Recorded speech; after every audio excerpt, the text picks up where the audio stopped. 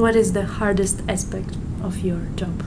It's the pressure during periods of tough performance. This is a typical example of asymmetric information, right, between me and my investors.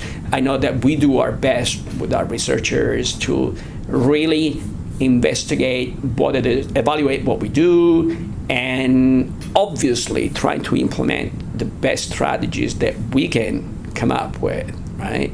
I wish I could find a strategy that just prints money every day and that would make everybody happy. But, this is a very competitive market. Sometimes I say, a successful manager is a hit ratio, a success ratio in terms of strategies and performance. Say, if you look at performance of that, 56%, 57%, that means that there are plenty of times that you're wrong. Hopefully, on average, you have more good calls than bad calls, and so good outcomes than bad outcomes. And so on average, that pays off.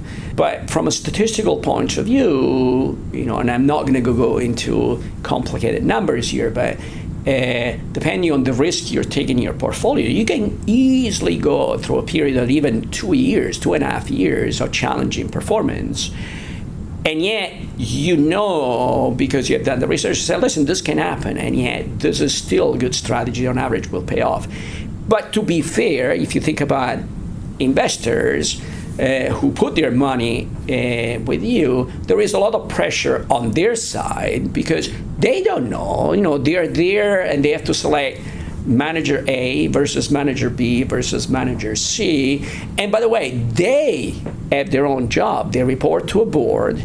And so at the end of the year, if they decide to invest with manager A, and manager A is down 5%, and manager B is up 5%, they get a lot of pressure into moving money from A to B, as much as everybody knows that, listen, all of this is noisy, and you need a very long period of time before you can really determine who is better. But I know that, those people feel a lot of pressure. And so I would say that's the most stressful part of our job.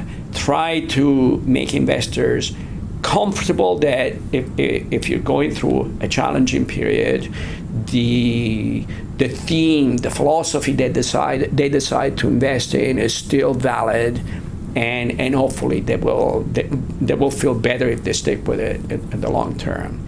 At the same time, you have to be really honest, and I like to think that as a researcher, I've always been very honest and feel like the moment when you feel that what you're doing doesn't work anymore, you have to try to be honest. You're not here just so that your investors pay your fees and you bring money back home.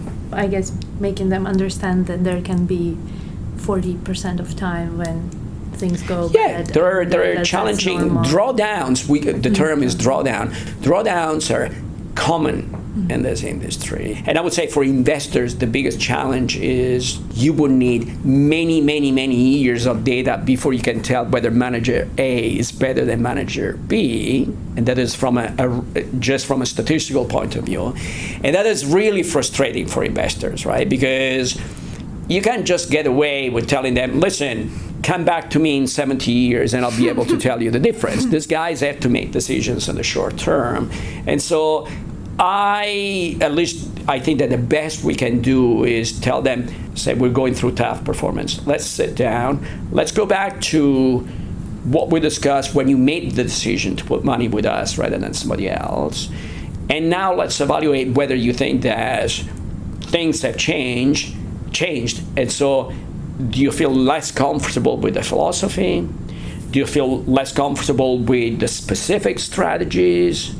Or is it just that we're down 5%? Because, each one of those things is different, right? And so, in my opinion, we do have the responsibility to help investors, once again, disentangle all those components and hopefully come up with the right decision. What was the hardest thing when you were just starting?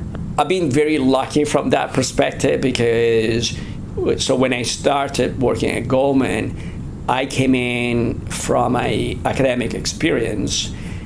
It just so happens that the people who hire me knew me from my days in Chicago and my days as an academic, I never really felt, okay, I'm completely changing my career. I had to prove myself all over again.